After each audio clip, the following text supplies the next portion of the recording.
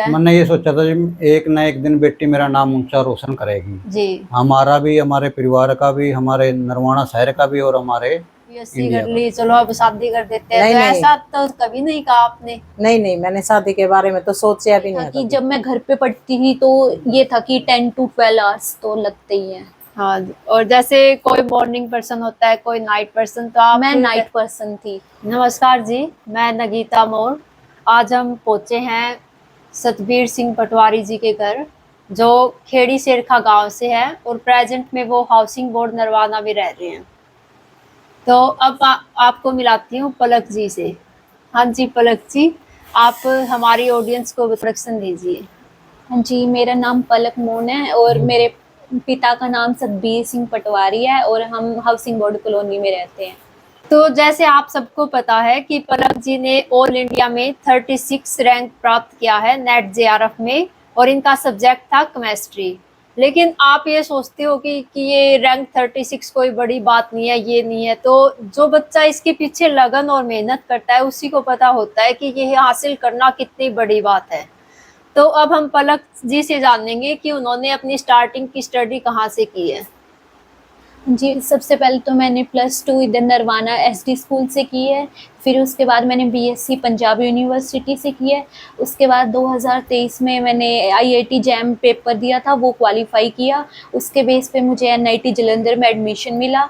मैंने MSc NIT Jalandhar से किया है। उसके बाद मैंने एग्ज़ाम दिया सीएसआईआर नेट का। तो जैसे +2 में आपके लगभग कितने परसेंटेज मार्क्स रहे होंगे?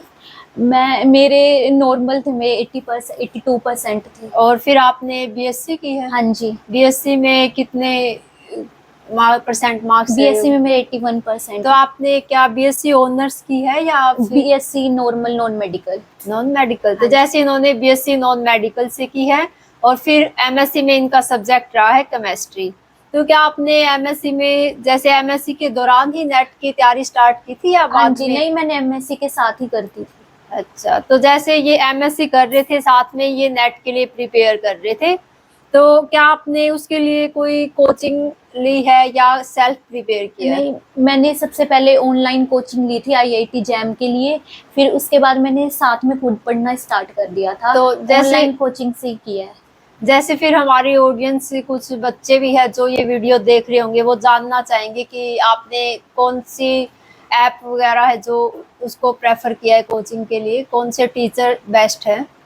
मैंने कैम एकेडमी से ही कोचिंग लिया है। नेट का भी वहीं से किया है और जैम का भी मैंने वहीं से किया था। फिर उसके बाद एमएससी में टीचर्स ने मेरी बहुत हेल्प की है। एमएससी में कोई भी प्रॉब्लम आई, कोई भी क्वेश्चन में डाउट आया तो उन्होंने सोल्व करके दिया था। और जैसे इसके लिए आपने बुक्स कौन कौन सी प्रेफर की है? बुक्स जिस एकेडमी से मैंने कोचिंग ली थी उनकी क्वेश्चन प्रैक्टिस और यूट्यूब पे वीडियोस बहुत सारी देखी, क्वेश्चन प्रैक्टिस तो वहीं से की है सब। तो जैसे ये बता रहे हैं कि क्वेश्चंस की प्रैक्टिस करना बहुत ज़्यादा इम्पोर्टेंट है, उसके बिना आप क्या नेट ईजिली हो सकता है उसकी? नहीं, क्योंकि कई बार क्या होता है कि जो स्टूडेंट्स होते हैं वो ये थ्योरी पोर्शन ज़्यादा करते हैं तो क्वेश्चंस नहीं लगाते। बट हम ये करते हैं कि एक बार थ्योरी को पूरा प्रॉपर रिवाइज करके हम क्वेश्चन प्रैक्टिस बहुत ज़्यादा करें, क्योंकि क्वेश्चन प्रैक्टिस से ही हमारी जो कंसेप्ट है वो और स्ट्रॉन्ग होता है। और जैसे टाइम मैनेजमेंट का भी इसमें पार्ट रहता होगा? हाँ जी, टाइम मैनेजमेंट तो सबसे ज़्यादा इम्पोर्टेंट है। तो जैसे आपने प्रीवियस ईयर के पेपर्स भी किए थे? प्रीवियस ईयर के मैंने एक्चुअली 4-5 बार क्वेश्चंस लगाए हैं प्रीवियस ईयर, क्योंकि मोस्टली क्वेश्चंस प्रीवियस ईयर से ही हो जाते हैं, चाहे वो गेट के एग्जाम के लिए हो या मैंने क्वेश्चन सारे लगाए गेट नेट वगैरह सबके। तो जैसे कि पलक ने बताया कि उन्होंने पीवाईक्यू किए हैं, साथ में इन्होंने कोचिंग मिली थी, उनका मटेरियल था वो भी बहुत ज़्यादा इम्पोर्टेंट था, और सबसे बड़ी बात ये है कि एमएससी के दौरान ही तैयारी कर रहे थे, तो लगभग सिलेबस एमएससी में कंप्लीट हो जाता है। तो हम पलक जी से पूछेंगे कि उनने टाइम कैसे मैनेज किया, जैसे स्टार्टिंग से 12th से वो कितने, लगभग 12th में आप कितनी स्टडी करते थे? 12th में तो नॉर्मल था। अच्छा, जैसे बच्चे एंजॉय करते हैं 12th में तो यही है, थोड़ा बहुत पढ़ लिया, एंजॉय कर लिया। और फिर जैसे बीएससी और एमएससी में आपकी टाइम मैनेजमेंट कैसी रही है? बीएससी में तो मुझे था नहीं कि मैं आईआईटी जैम करूँ, सबसे पहले तो मैंने वही किया था। फिर देन उसके बाद मेरे कज़न है राकेश, उन्होंने आईआईटी जैम से उन्होंने आईआईटी रोपड़ से स्टडी की थी, तो उन्होंने अच्छा। मुझे गाइड किया कि आप आईआईटी जैम का एक बार पेपर दे के देखो। तो फिर मैंने बीएससी के बाद उसकी तैयारी स्टार्ट करी थी घर पे ऑनलाइन। देन फिर उसके बाद मैंने वो क्वालिफाई किया। फिर उसके बाद मेरा ये था कि मुझे नेट करना ही है, तो मैंने एमएससी के साथ ही नेट की प्रिपरेशन स्टार्ट कर दी थी। तो जैसे लगभग कितने, या जैसे अलग अलग स्टूडेंट्स का ये होता है, तो आपको लगभग कितने आवर्स स्टडी करते थे आप? मेरा ये था कि जब मैं घर पे पढ़ती थी तो ये था कि 10 to 12 आवर्स तो लगते ही हैं। हाँ, और जैसे कोई मॉर्निंग पर्सन होता है, कोई नाइट पर्सन, तो आप? मैं नाइट पर्सन थी। अच्छा, तो ये नाइट पर्सन थे जी, जैसे लेट नाइट तक स्टडी करते थे और सुबह थोड़ा लेट उठते थे जिससे माइंड फ्रेश रहता है। फिर दिन में भी स्टडी का क्या दिन में रूटीन मेरी रहता था? क्लासेस लगती थी ऑनलाइन, मैंने क्लासेस लगाई। देन रात को मैंने क्वेश्चन प्रैक्टिस किया है। रात को लगभग आप कितने बजे तक स्टडी करते थे? वो स्टार्टिंग में ये था कि जो उन्होंने पढ़ाया है सबसे पहले वो क्लासेस सबसे पहले रिवाइज करो, देन फिर उसके क्वेश्चंस प्रैक्टिस करो। सबसे पहले मेन यही था कि कई बार हम क्या करते हैं, क्लास लगा दी, हम उसको रिवाइज नहीं करते, तो इस वजह से हमारा बहुत कॉन्सेप्ट वो पीछे रह जाते हैं। तो जो टीचर्स पढ़ा रहे हैं उसको साथ साथ रिवाइज करो, थोड़ा एक्स्ट्रा हो सके, एक्स्ट्रा कहीं से पढ़ना हो तो वो भी पढ़ो।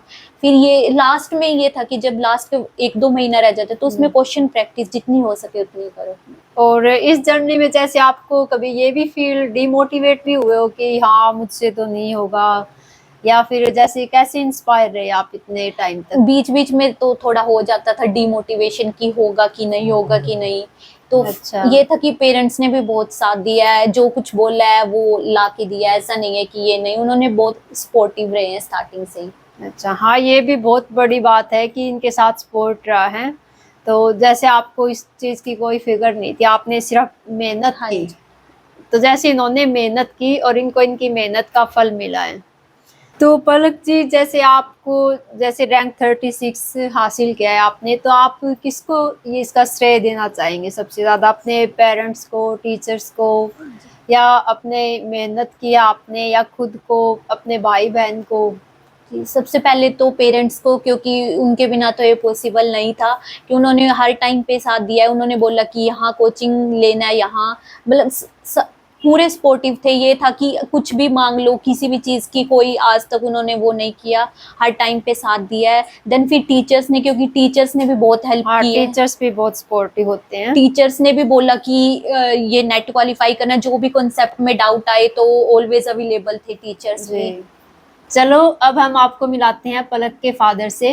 नमस्कार अंकल नमस्कार जी। जी, नमस्कार जी। बहुत बहुत बधाई हो आपको, आपकी बेटी ने ऑल इंडिया रैंक 36 प्राप्त किया है। आपको कितनी खुशी महसूस हो रही है? बहुत ज़्यादा खुशी महसूस हो रही है जी। मैं तो कहूँ हर एक लड़की जिसका पैदा होती है तो उनके माँ बाप का नाम रोशन करे। जी माँ बाप की ये इच्छा होती है। जी। हाँ जी, हाँ जी। तो जैसे पलक स्टार्टिंग से स्टडी में कैसे रही है, अगर स्टार्टिंग से अब तक का देखा जाए तो? स्टार्टिंग से बढ़िया रही है जी। अच्छा। हाँ जी, मेरिट बेस पाई है। जी 8वीं में भी, 10वीं में भी, +2 में भी और बीएससी में भी। जी। हाँ जी, हाँ जी। तो जैसे कि आपने भी कुछ सोचा होगा कि मेरे बच्चों को मैं आगे फ्यूचर में ये बनाना चाहूँगा, तो आप क्या सोचते थे? क्या पलक ने वही ऑप्शन चूज किया है? मैंने ये सोचा था जी, एक ना एक दिन बेटी मेरा नाम ऊंचा रोशन करेगी। जी। हमारा भी, हमारे परिवार का भी, हमारे नरवाना शहर का भी और हमारे इंडिया का भी। चलो, अब हम आपको मिलाते हैं पलक की मदर से। नमस्ते आंटी जी। नमस्ते बेटा। बहुत बहुत बधाई हो आपको, आपकी बेटी ने आपका नाम रोशन किया है। हाँ, तो आप कहाँ तक पढ़े हुए हो आंटी जी? मैंने तो 10th ही की है। अच्छा, तो जैसे आपने इनका कितना सपोर्ट किया है? बहुत ज्यादा किया है, मैं साथ ही खड़ी थी इनके। अच्छा, तो हाँ। जैसे कई अब माताएं ये होती है कि कोई बात नहीं, अब बीएससी कर ली, चलो अब शादी कर देते हैं, नहीं, तो नहीं। ऐसा तो कभी नहीं कहा आपने? नहीं नहीं, मैंने शादी के बारे में तो सोचा भी नहीं है कभी। ये देखो, बहुत बड़ी बात है, इन्होंने अपनी बच्ची को पूरा सपोर्ट किया है। तो जैसे पलक जी, जैसे पूरा दिन पढ़ते रहते थे, तो गांव में या शहर में भी कहीं लगा लो, कई मदर से होती है ऐसे कि कुछ काम भी करवा दे, सारा दिन पढ़ती रहती है, तो इसमें आपका क्या कुछ नहीं, मैंने योगदान? कोई काम नहीं करवाया बच्चों से। मैं तो पढ़ाई के बारे में या ऐसे बोल देती हूँ कि पढ़ो बच्चों। मैंने कुछ नहीं करवाना नहीं।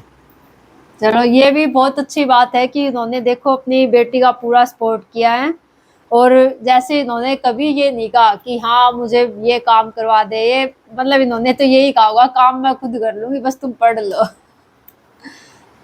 Thank you aunty ji. Thank you.